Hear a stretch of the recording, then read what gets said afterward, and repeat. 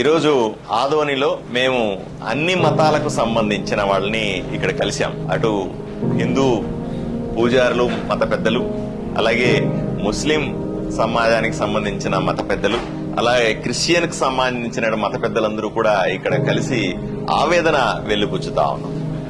ఆదోని చుట్టుపక్కల రైతులు ఏవైతే విత్తనాలేసి వర్షం కోసం వేచి చూస్తా ఉన్నారో అది సరైన టైంలో వర్షాలు పడకపోవడం వల్ల తీవ్రమైన నష్టం జరిగే అవకాశం ఉంది.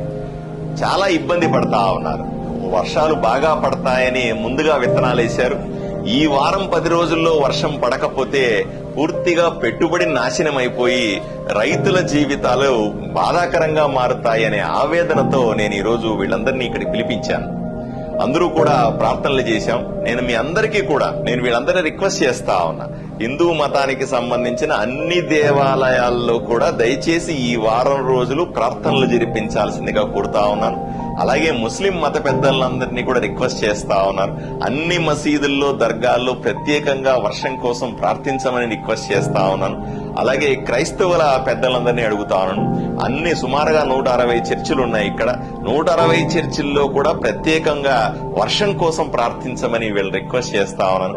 ప్రజలను కూడా రిక్వెస్ట్ చేస్తా ఉన్నా, ప్రతి ఇంటిలో కూడా ప్రతి ఒక్కరూ కూడా దయచేసి దేవుణ్ణి ప్రార్థించండి. ఎందుకంటే దీంట్లో సైన్స్ ఏమీ లేదు. వర్షం పడాలంటే దేవుడు కరుణించడం తప్ప వేరే మార్గం మనకు లేదు.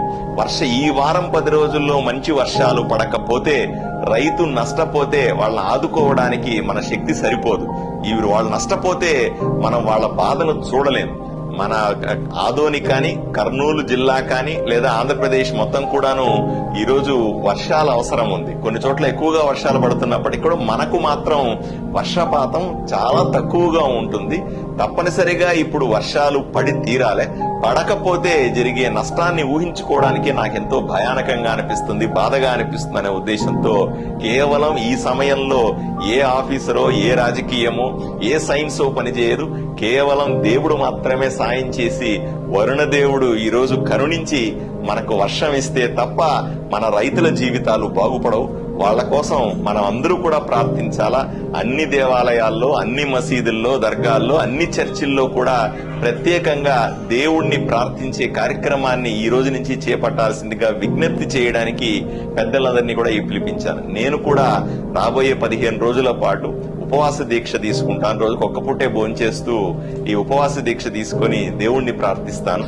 రైతుల కోసం ప్రార్థిస్తాను. తప్పనిసరిగా మంచి జరుగుతుందని, దేవుడు కరుణిస్తాడని, వర్షాలు పడతాయని, మన రైతులు బాగుంటారని, మంచి పంట పండితే వాళ్ళు సుఖశాంతులతో వాళ్ళ కోరికలు తీరుతాయని కోరుకుంటూ మనము దేవుణ్ణి ప్రార్థిద్దాం.